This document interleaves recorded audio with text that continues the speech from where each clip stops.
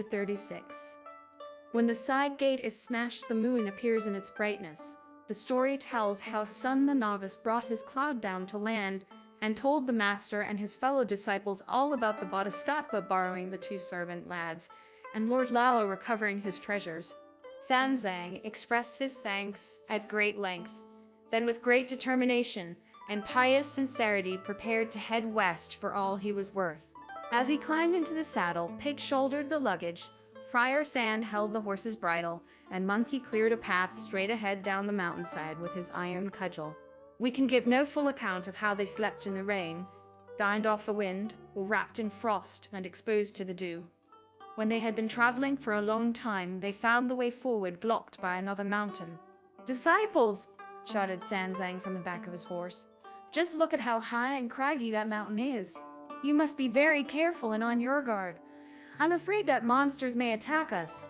"Stop your wild imaginings, master," replied Monkey, "and calm yourself. Of course, nothing will happen." "But why is the journey to the Western Heavens so hard, disciple?" asked Sanzang.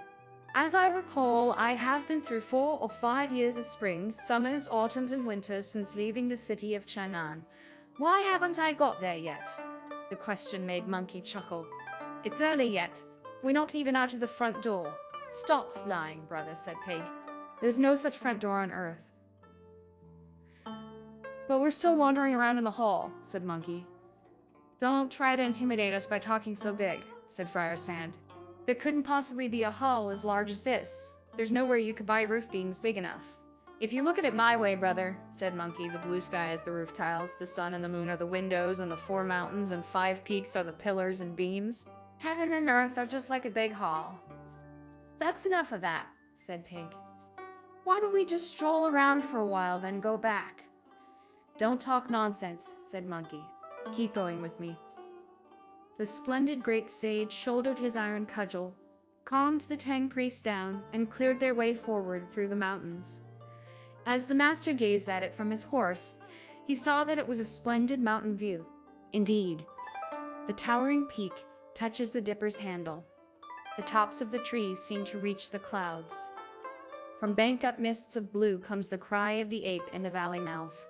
Deep in the turquoise shadows, cranes call among the pines. As the wind howls, mountain sprites appear in the gullies, playing tricks on the woodcutters. Crafty foxes sit on the edge of rock faces. To the terror of hunters, a splendid mountain, its every face towering and sheer. Strange-shaped pines spread their bright green canopies. From withered old trees hang vines of wisteria. As spring waters fly through the air, the cold breeze cuts through and chills. Where the crag towers aloft, a pure wind strikes the eye and startles the dreaming soul. Sometimes the roar of the tiger is heard, and often the songs of the mountain birds. Herds of deer and moonjack make their way through the brambles, leaping and jumping. River deer and roebucks look for their food, rushing and scurrying. Standing on the grassy slope, no traveler can one see. Walking deep in the hollows, all around are jackals and wolves.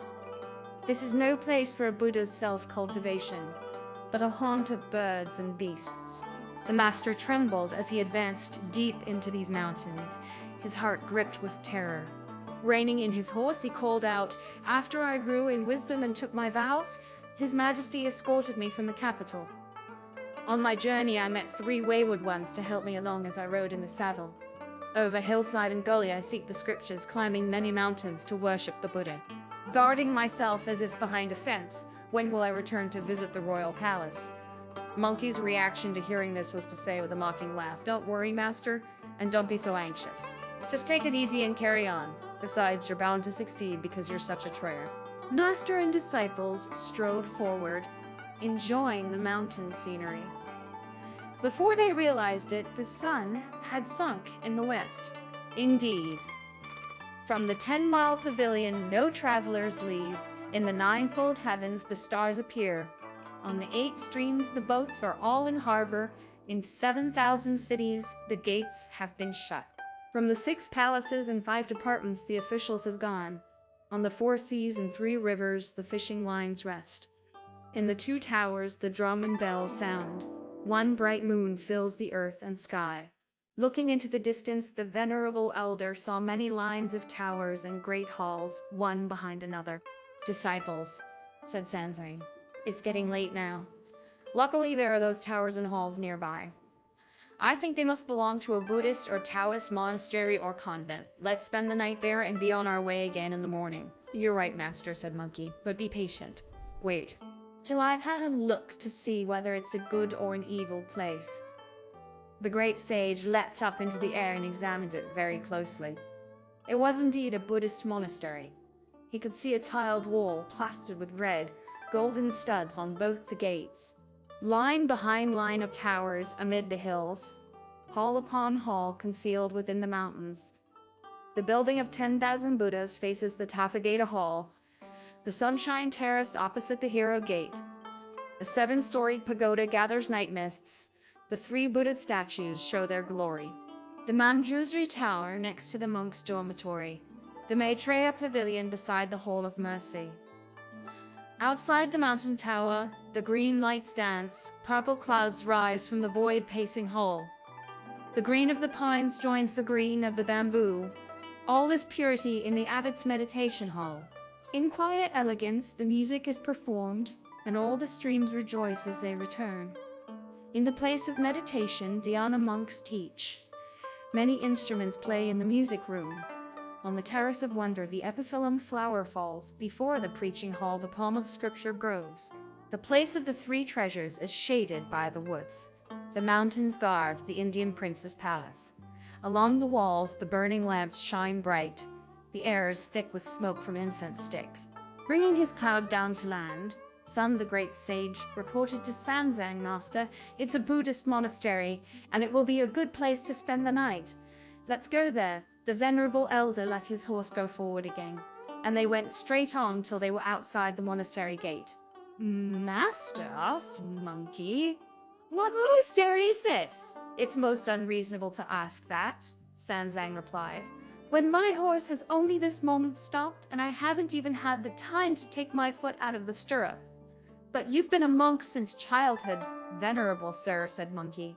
"You were taught Confucian books before you studied the sutras and the Dharma. You're very widely educated, and on top of that, you've been shown great kindness by the Tang Emperor. So how come you can't read those great big letters over the gate?" "You stupid macaque," cursed the venerable elder. "You don't know what you're talking about. I was urging my horse westwards and had the sun in my eyes. Besides, the letters are hidden by the dust. That's why I didn't see them." At this, Monkey bowed, made himself over 20 feet tall, wiped the dust away with his hand, and invited his master to read them. There were 5 words written large: "Imperially founded Precious Wood Monastery." Monkey resumed his normal size, and asked the master which of them was to go into the monastery to ask for lodging. "I will," said Sanzang. "You are all so ugly, coarsely spoken, abrasive and overbearing that you might give the monks here such a fright that they refuse to shelter us." "That would be no good." "In that case, master," replied Monkey, "enough said. Please go in." Sanzang laid down his monastic staff, removed his cape, neatened up his clothes, put his hands together, and went in through the monastery gates. Behind red lacquered railings on either side, 2 Vajrapani guardian gods sat on high. These statues were both majestic and hideous. One's iron face and steel whiskers seemed to be alive. The other's scorched brow and bulging eyes were exquisitely carved. On the left were fists knobbly like pig iron. To the right were hands as rough as copper ore. Their golden chainmail gleamed in the light. Helmet and embroidered sash floated in the breeze. Many worship the Buddha in the west. Red glows the incense in stone tripods. When Sanzang saw these statues, he nodded, sighed, and said, "If we had people in the East who could make big statues like these, to burn incense to and worship, I'd never have needed to go to the Western Heaven." With more sighs, he went through the inner gates of the monastery, where could be seen statues of 4 heavenly kings, Dhritarashtra, Vaisravana, Virudhaka, and Nirupaksa, set to the east, north, south, and west to ensure the proper amounts of wind and rain. Once inside the inner gates, he saw 4 lofty pines, each with a spreading canopy shaped like a parasol. He suddenly looked up to see the main Buddha hall. Placing his hands together in homage, he prostrated himself before the images. Then rose, walked round the platform on which the Buddha statues sat, and went out by the back door.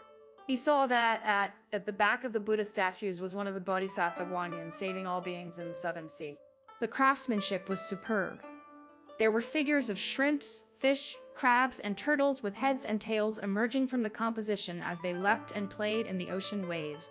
The venerable elder nodded several more times and sighed over and over again. Oh dear, if all the creatures of scale and shell worship the Buddha, why is it that man alone will not live virtuously? As he sighed, a monk came out through the innermost gate. Seeing Sanzang's remarkable and distinguished appearance, he hurried up to him, greeted him courteously, and said, "Where are you from, Reverend Sir?" "I have been sent by His Majesty the Tang Emperor," Sanzang replied, "to worship the Buddha in the Western Heaven and fetch the scriptures. As we have reached your illustrious monastery at evening, I request that we be allowed to spend a night here." "Reverend Sir," said the monk, "please don't be angry with me, but it's not for me to decide. I'm just a lay brother who sweeps and strikes the bell and does menial duties. We have a Reverend Abbot inside who is in charge here, and I'll have to report to him.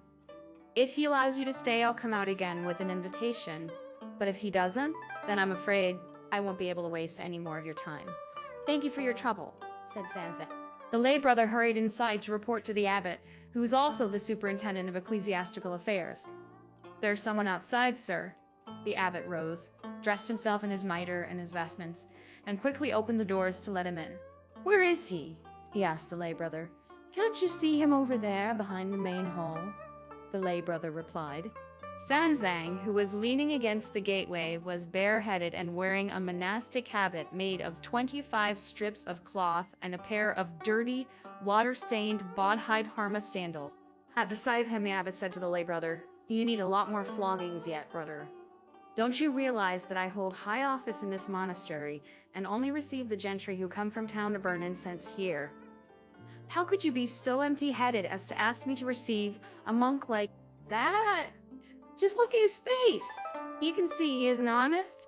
He's probably a wandering mendicant monk asking for lodging here because it's late. Our lodgings are not to be disturbed by the likes of him. He can spend the night squatting under the eaves. Why tell me about him?" With that he turned and walked away. Sanzang, who heard all this, had tears running down his face. "Alas," he said, "alas, how true it is that a man away from home is dirt. I have been a monk since I was a boy. I have never absolved the dead when eating meat or thought of doing harm, or read the sutras angrily or reflected without calm, nor have I thrown roof tiles or heaved a brick to harm a temple building or ever scraped from our space the very precious gilding. Oh dear, goodness only knows in what existence I did such harm to heaven and earth that I should always be meeting evil people in this one. Even if you will not give us a night's lodging, monk, why did you have to say such disgraceful things and tell us to squat under the front eaves? It's a good thing you said nothing like that to Wukong. If you had, he would have come in here and smashed your feet with his iron cudgel. Oh well, never mind, thought Sanzang. As the saying goes, manners maketh man. I'll go in, ask him, and see what he decides. The master walked in through the gate to the abbot's lodgings, where he saw the abbot sitting with his outer clothes off and seething with fury. Sanzang did not know from the pile of paper on his table whether he was reading scripture or writing out Buddhist pardons for somebody. Not venturing to go any further in, Sanzang stood in the courtyard, bowed, and called aloud, "My lord abbot, your disciple pays his respects." The monk, apparently very irritated that he had come in, barely acknowledged his greeting and asked, "Where are you from?" To this Sanzang replied, "I have been sent by His Majesty the great Tang Emperor to worship the living Buddha in the Western Heaven and fetch the scriptures. It was because I have reached your illustrious monastery at nightfall that I have come to ask for lodging. I'll leave before first light tomorrow. I beg, venerable abbot, that you will show me kindness." Only then did the abbot make a slight bow and ask, "Are you Tang Sanzang?" "Yes, I am." "If you are going to the Western Heaven to fetch the scriptures, How is that you don't know the way? I've never been here before, said Sanzang. About a mile and a half to the west is 10 Mile Inn, said the abbot, where they sell food and you can put up for the night. It would not be convenient for you monks from far away to stay here. There is a saying, abbot, replied Sanzang, that Buddhist and Taoist monasteries and convents are all rest houses for us monks. The sight of the temple gate is worth a big helping of rice. You can't refuse us. What do you mean by it? You wandering monks, roared the abbot in fury. You've all got the gift of the gab, haven't you? Why do you say that? Asked Sanzang, to which the abbot replied, there's an old saying that goes, when the tiger came to town, every household shut its door. Although he'd bitten no one yet, Tiger's name was bad before. What do you mean, Tiger's name was bad before? Asked Sanzang. Some years ago, the other replied, a group of itinerant monks came and sat down at our gates. Seeing how wretched they were, their clothes all torn, barefoot and bareheaded, I was sorry for them being so ragged. So I asked them into my quarters, gave them the best places to sit, provided them with a meal, lent each of them an old habit, and let them stay for a few days. Little did I imagine that the free food and the free clothing would put all thought of leaving out of their minds. They stayed for 7 or 8 years. Staying wasn't so bad, but it was all the terrible things they did. What terrible things? Asked Sanzang. Listen while I tell you, replied the abbot. When idle or bored, they threw bricks around or tore out the studs from the monastery walls. On cold days, they burnt all the window frames up, slept outside in summer on dismantled doors. They ripped up the banners to make themselves footcloths, traded out incense and ivory for turnips, stole oil from the lamp that never goes out, and gambled away all our cauldrons and dishes. Oh dear, thought Sanzang on hearing this. I'm not a spineless monk like them. He was on the point of tears, but then thought that the abbot might mock him, so he discreetly dried them with his clothes, held back his sobs, and hurried out to see his 3 disciples. At the sigh of his master's angry expression, Monkey asked him, Master, did the monks in there beat you up? No, replied Sanzang. They must have, said Monkey. Or why else did I hear sobbing? Did they tell you off? No, said Sanzang. They did not tell me off. If they didn't beat you or reproach you, why look so upset? Asked Monkey. Don't tell me it's because you're homesick. This is not a good place, said the Tang priest. They must be Taoists here, said Monkey with a grin. You only get Taoists in a Taoist temple, retorted Sanzang angrily.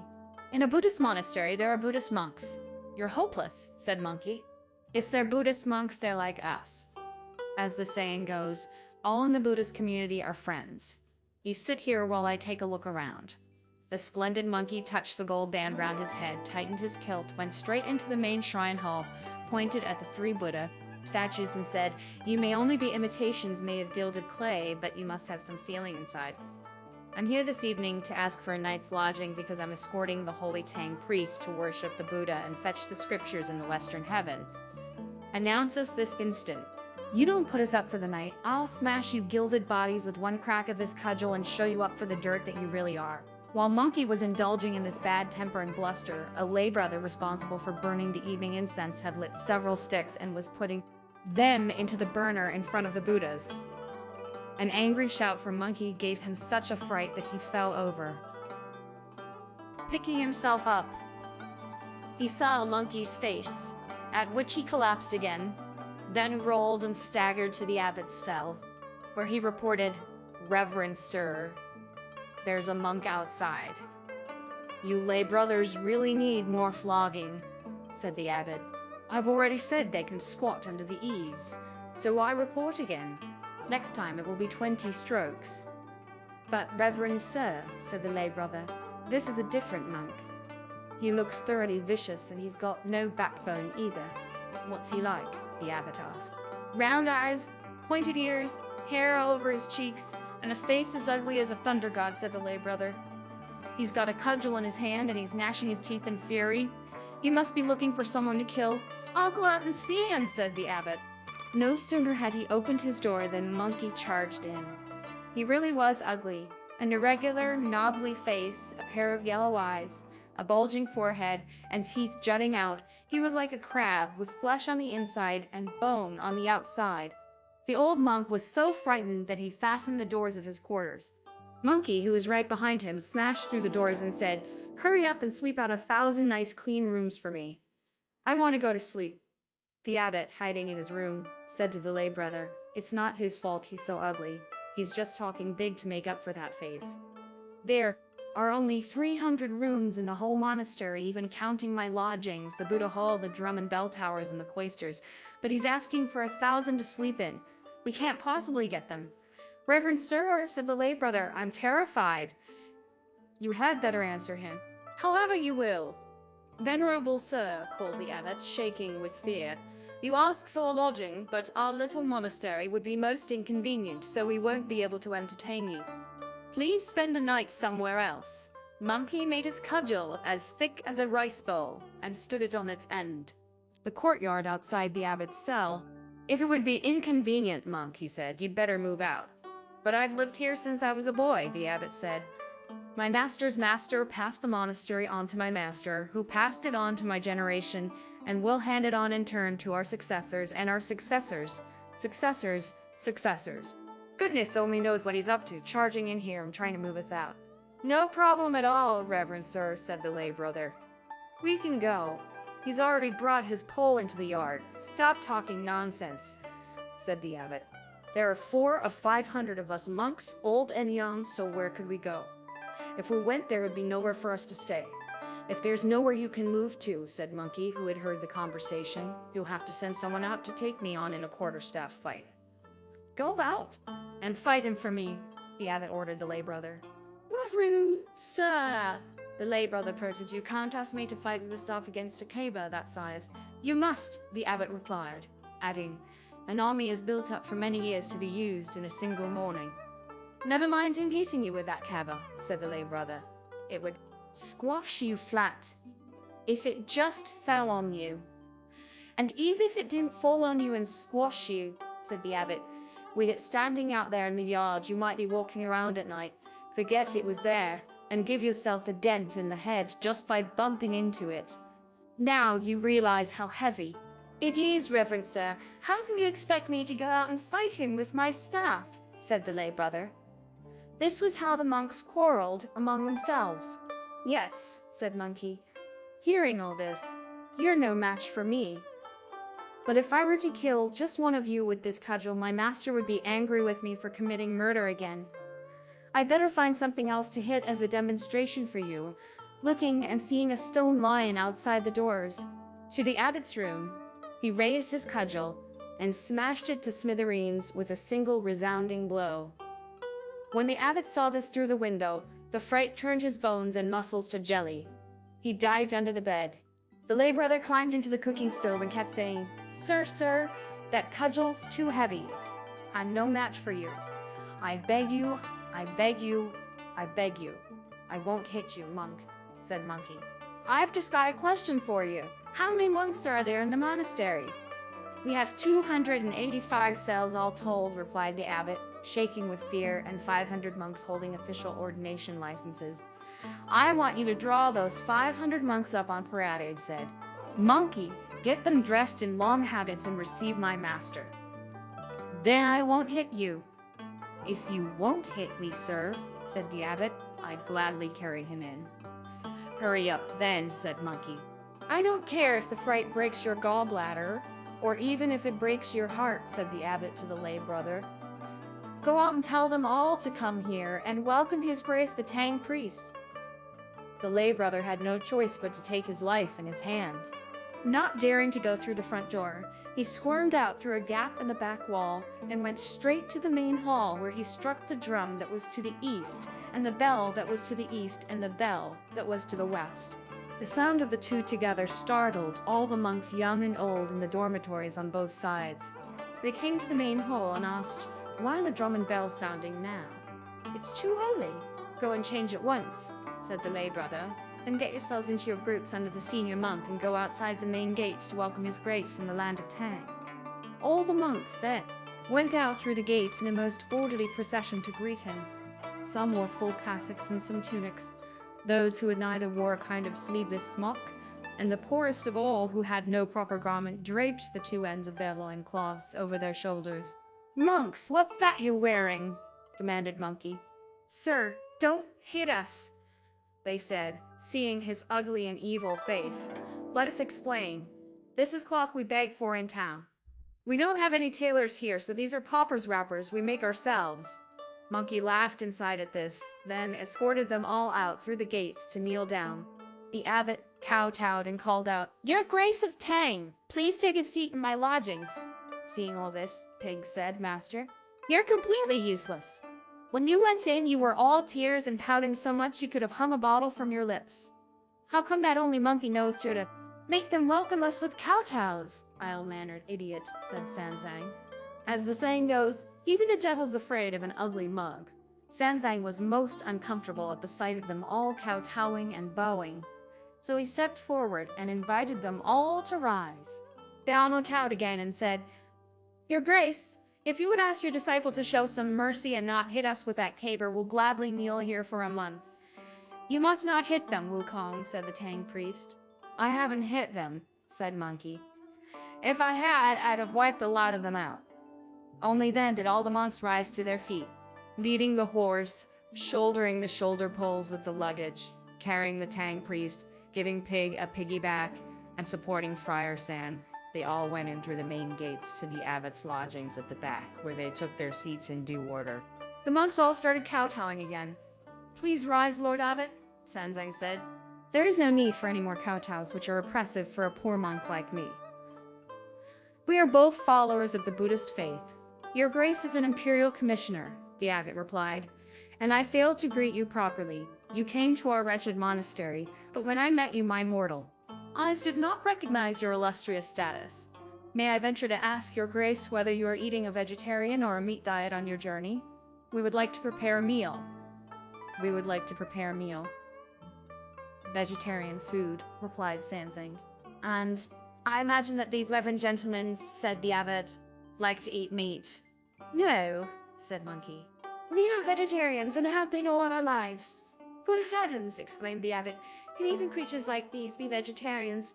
Then a very bold monk came forward to ask, "Sir, as you eat vegetarian food, how much rice should we cook for you?" "Mean little monks," said Pig. "Why ask? Cook us a bushel." The monks then moved as fast as they could to clean the stoves and the cauldrons and serve food and tea in all the cells. The lamps were hung high in tables and chairs brought to entertain the Tang priest. When master and disciples had eaten their supper, the monks cleared the things away. Sanzang thanked the abbot. "Lord Abbot, we've put your illustrious monastery to great trouble." "No, no," the abbot protested. "We've entertained you very poorly.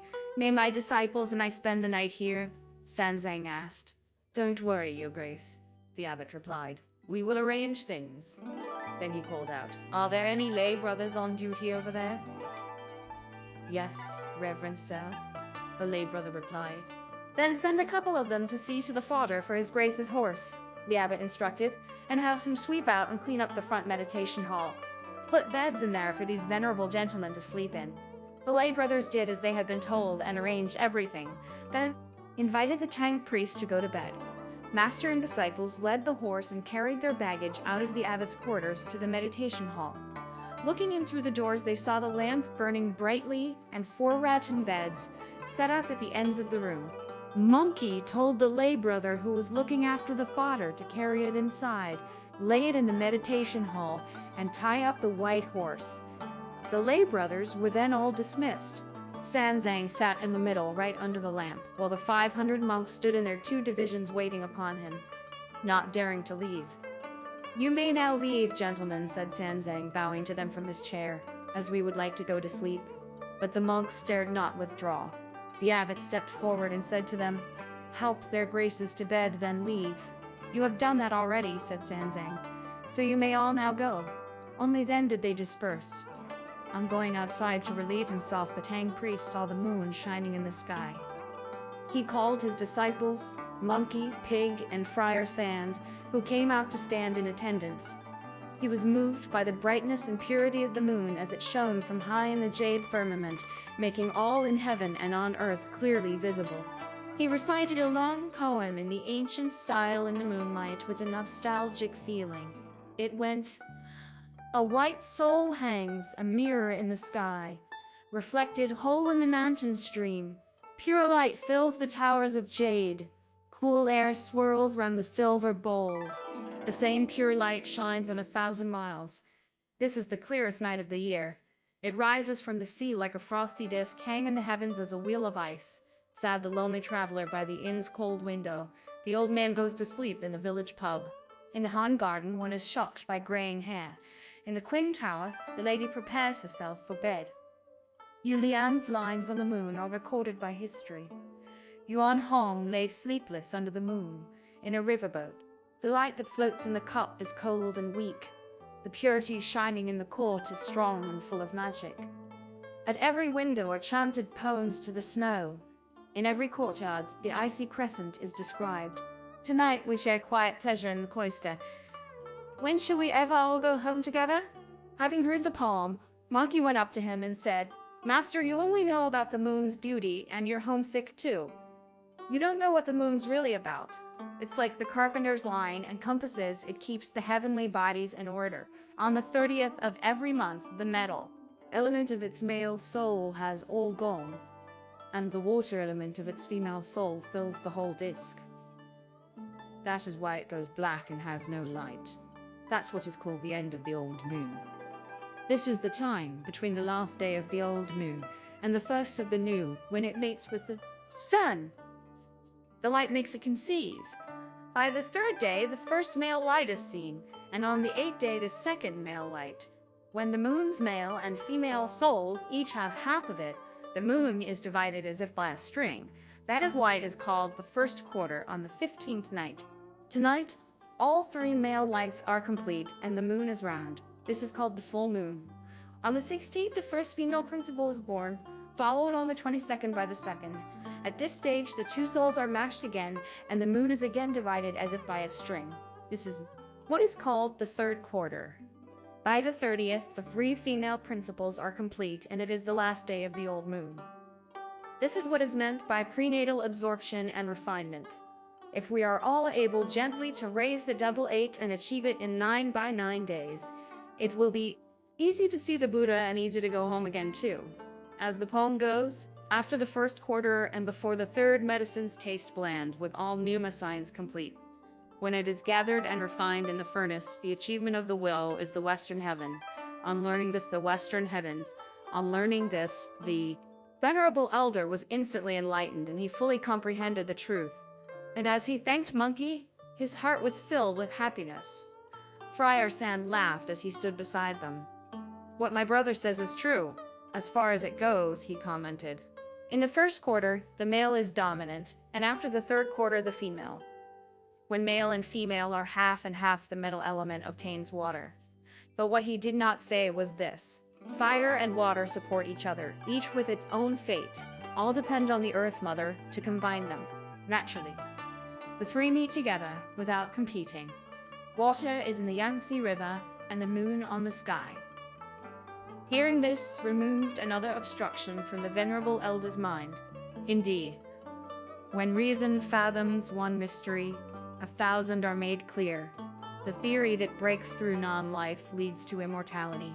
Whereupon Pig went up to his master, tugged at his clothes, and said, "Pay no attention to all that nonsense, master.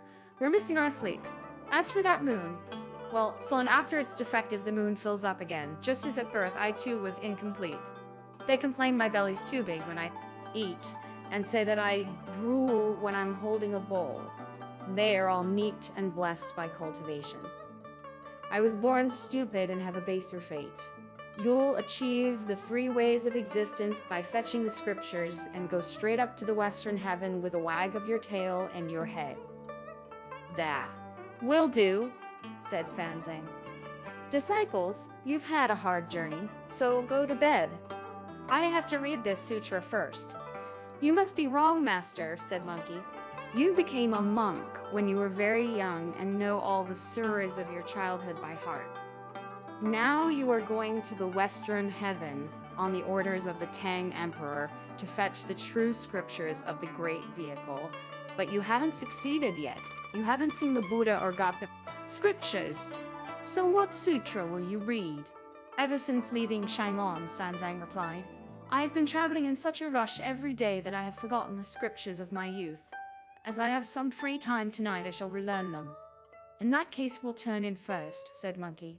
Each of the three of them went to sleep on his rattan bed while their master closed the door of the meditation hall, turned up the silver lamp, and opened out the scroll of scripture, which he silently read. Indeed, when the first drum sounds in the tower, the people are all silent. In the fishing boat by the bank, the fires have been put out. If you don't know how the venerable elder left the temple, listen to the explanation in the next installment.